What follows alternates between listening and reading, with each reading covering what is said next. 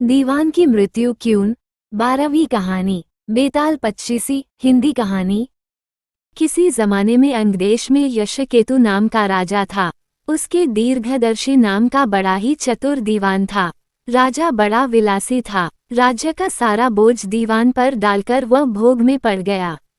दीवान को बहुत दुख हुआ। उसने देखा कि राजा के साथ सब जगह उसकी निंदा होती है, इसलिए वह तीर्थ का बहाना करके चल पड़ा। चलते चलते रास्ते में उसे एक शिव मंदिर मिला। उसी समय निच्छिदत नाम का एक सौदागर वहां आया और दीवान के पूछने पर उसने बताया कि वह सुवर्णद्वीप में व्यापार करने जा रहा है। दीवान भी उसके साथ हो लिया। दोनों जहाज पर चढ़कर सुवर्णद्वीप पहुंचे और वहां व्यापार करके धन कमा कर लौटे। रास्ते में समुद्र में एक दीवान को एक कृपवृक्ष दिखाई दिया। उसकी मोटी मोटी शाखाओं पर रत्नों से जुड़ा एक पलंग बिछा था। उस पर एक रूपवती कन्या बैठी वीणा बजा रही थी। थोड़ी देर बाद वह गायब हो गई। पेड़ भी नहीं रहा। दीवान बड़ा चकित हुआ। दीवान ने अपने नगर में लौटकर सारा हाल कह सुनाया। इस बीच इतने दिनों तक राज्य को चलाकर राजा सुधर गया था और उसने विलासिता छोड़ दी थी। दीवान की कहानी सुनकर राजा उस सुंदरी को पाने के लिए बेचैन हो उठा और राज्य का सारा काम दीवान पर सौंपकर तपस्वी का भेष बनाकर वहीं पहुंचा। पहुंचने पर उसे वही कल्पवृक्ष और वीणा बजाती कन्या दिखाई दी। उसने राजा से पूछा, तुम कौन हो? राजा ने अपना परिचय दे दिया। कन्या बोली, मैं राजा मृगांकसेन की कन्या हूँ। मृगांकवती मेरा नाम है। मेरे पिता मुझे छोड़कर न जाने कहाँ चले गए। राजा ने उसके साथ विवाह कर लिया। कन्या ने ये शर्त रखी कि वह हर महीने के शुक्ल पक्ष और कृष्ण पक्ष की चतुर्दशी और अष्टमी को कहीं जाया करेगी और राजा उसे रोकेगा नहीं। राजा ने ये शर्त मान ली। इसके बाद कृष्ण पक्ष की चतुर्दशी आई तो राजा से पूछकर मृगांकवती वहां से चली।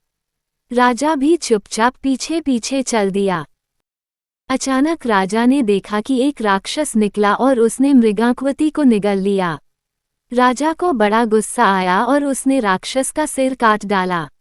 मृगांकवती उसके पेट से जीवित निकल आई। राजा ने उससे पूछा कि यह क्या माजरा है तो उसने कहा, महाराज, मेरे पिता मेरे बिना भोजन नहीं करते थे। मैं अष्टमी और चतुर्दशी के दिन शिव पूजा यहाँ करने आती थी। एक दिन पूजा में मुझे बहुत देर हो गई। पिता को भूखा रहना पड़ा। देर से जब मैं घर लौटी तो उन्होंने गुस्से में मुझे शाप दे दिया कि अष्टमी और चतुर्दशी के दिन जब मैं पूजन के लिए आया करूंगी तो एक राक्षस मुझे निगल जाया करेगा और मैं उसका पेट चीरकर निकला करूंगी।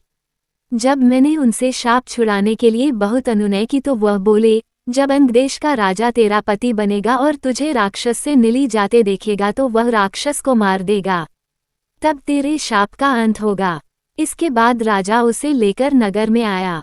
दीवान ने ये देखा तो उसका हृदय फट गया और वो मर गया। इतना कहकर बेताल ने पूछा, हे राजन, ये बताओ कि स्वामी की इतनी खुशी के समय दीवान का हृदय फट गया। राजा ने कहा, इसलिए कि उसने सोचा कि राजा फिर स्त्री के चक्कर में पड़ गया और राज्य की दुर्दशा होगी। राजा का इतना कहना था कि बेताल फिर पेड़ पर जा लटका।